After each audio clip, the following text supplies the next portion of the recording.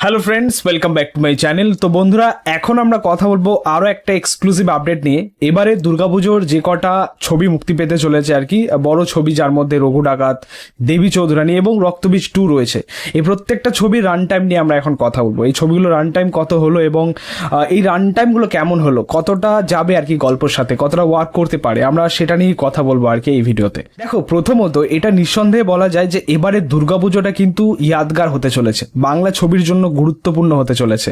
কারণ একই দিনে পুজোর সময় 3টে হাই বাজেট কাজ মুক্তি পাচ্ছে। ভাই, এর আগে কিন্তু বাংলা ছবি ইন্ডাস্ট্রিতে বা বাংলায় এটা আমরা কোনোদিন দেখিনি। এত বড় বাজেটের কাজ একই দিনে মুক্তি পাচ্ছে, এটা সত্যি বলতে একটা মানে ঐতিহাসিক একটা পুজো হতে চলেছে আমার যেটা মনে হয়। এবং সত্যি বলতে 3টে ছবি নিয়ে কিন্তু হাইপ, মানুষের মধ্যে এক্সপেকটেশন, এক্সাইটমেন্ট কিন্তু সেম লেভেলের রয়েছে, একদম হাই লেভেলেই রয়েছে বলতে পারো। সো এই 3টে ছবি ওয়ার্ক করারই প্রবণতা রয়েছে। এবার দেখা যাক যে কেমন কি পারফর্ম করে এই 3টে ছবি, বাট আমরা প্রত্যেকেই খুবই এক্সাইটেড। যাই হোক, প্রথমে আমরা দেবী চৌধুরানীর রান টাইমটা নিয়ে কথা বলি। শ্রাবন্তী চ্যাটার্জি এবং প্রসেনজিৎ চ্যাটার্জির এই ছবিটা, দেখো এই ছবিটা আমরা প্রত্যেকেই জানি যে গল্পটা হচ্ছে আমাদের বাংলার একটা ইতিহাসের গল্প, ঐতিহাসিক একটা গল্প। তো অবশ্যই আমরা প্রত্যেকেই এই ছবিটা দেখার জন্য মুখিয়ে রয়েছি। বাট এই ছবি যে রান টাইমটা দেওয়া হয়েছে আর কি, যে রান টাইমটা রাখা হয়েছে 2 ঘন্টা 14 মিনিট বা তার একটু বেশি আর কি, 2 ঘন্টা অ্যারাউন্ড বলতে পারো, 2 ঘন্টা 15 মিনিট। এই যে রান টাইমটা রাখা হয়েছে, এটা কতটা কার্যকরী হয় এই ছবির জন্য, কারণ একটা ইতিহাসের গল্প এবং আমরা সকলেই জানি যে একটা ইতিহাসের গল্প যখনই আসে, সেটা একটু রান টাইমটা যদি বাড়ানো হয়, ধরুন 2.5 ঘন্টা বা তার একটু বেশি করলে হয়তো গল্পটা আরো মানে খোলে বা আরো ভালো লাগে দেখতে। কিন্তু এত শর্ট ডিউরেশন রাখা হয়েছে আর কি, 2 ঘন্টা 14 মিনিট বা 15 মিনিট। হয়তো সিনেমার মধ্যে গানও থাকতে চলেছে, আরো গানও থাকবে, তো সেইগুলোর প্লেসমেন্টও রয়েছে।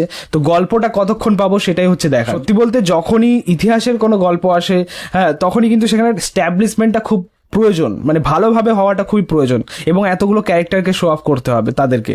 তো এটাই হচ্ছে ব্যাপার, যে এই রান টাইমের মধ্যে তারা কিভাবে সেটাকে পুল আপ করতে পারে, সেটাই হচ্ছে দেখার।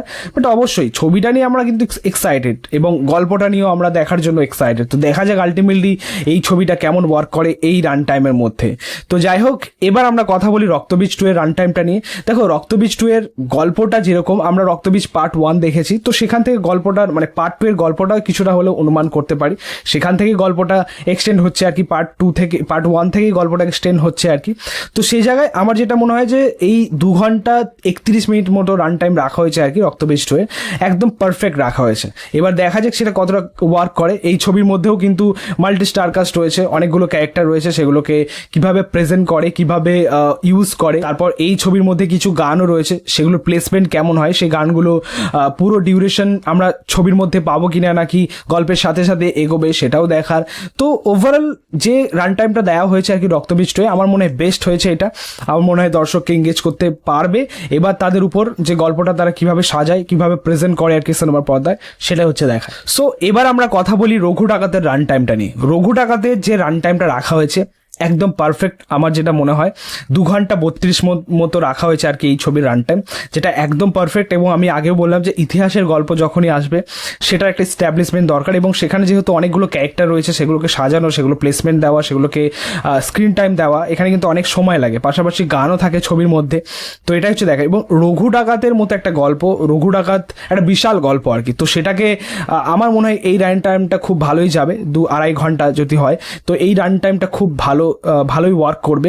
আর একটা কথা হচ্ছে যে এই টাইপের গল্প বা এরকম গল্প যখনই আসবে ভাই, সেখানে ভরপুর অ্যাকশন তো থাকতেই হবে। ভরপুর মানে হচ্ছে ওই হাই অকটেন অ্যাকশন, যেটার জন্য দর্শক ওয়েট করে থাকে। এরকম গল্প যখনই আসবে ভাই, অ্যাকশন ছাড়া বৃথা। দর্শক কিন্তু ওই অ্যাকশনটাকেই বেশিরভাগ এনজয় করবে, তাহলেই কিন্তু এই ছবিগুলো বা এরকম গল্পগুলো ওয়ার্ক করবে। তো দেবী চৌধুরানী এবং রঘু ডাকাত এই দুটো ছবির মধ্যেই কিন্তু সেরকমই অ্যাকশন রয়েছে, হাই অকটেন অ্যাকশন রয়েছে, বিরাট স্কেলের অ্যাকশন রয়েছে। তো সেগুলোর প্রেজেন্টেশন কেমন হয়, এবং যেহেতু দর্শক অ্যাকশনটাকেই বেশিরভাগ দেখতে চাইবে, সেই ঘোড়ার অ্যাকশন বলো, সেখানে লাঠির অ্যাকশন বলো, সেখানে তরোয়ালের অ্যাকশন বলো, এইগুলোই মানুষ দেখতে চায়। তো সেগুলোর প্রেজেন্টেশন কেমন হয় এবং সেটাকেও এই ডিউরেশনের মধ্যে তারা কিভাবে প্রেজেন্ট করে, সেটাই হচ্ছে দেখার। তো যাই হোক, আমরা প্রত্যেকেই কিন্তু এই 3টে ছবি নিয়ে খুবই এক্সাইটেড। রক্তবীজ 2 এর মধ্যেও কিন্তু অনেক টুইস্ট অ্যান্ড টার্নও থাকবে, সেটাও দেখার। তো ওভারঅল আমরা প্রত্যেকেই খুবই এক্সাইটেড ছবিটা নিয়ে। তো দেখা যাক যে ছবিগুলো কেমন ওয়ার্ক করে। যাই হোক, এই ছিল আপডেট এই ছবিগুলোর রান টাইম নিয়ে। তোমাদের বক্তব্য, মতামত অবশ্যই কমেন্টে জানিও। ভিডিওটা ভালো লাগলে অবশ্যই লাইক, কমেন্ট, শেয়ার করে দিই। পাশে থেকে সাপোর্ট করো, চ্যানেলটাকে অবশ্যই সাবস্ক্রাইব করে যাও।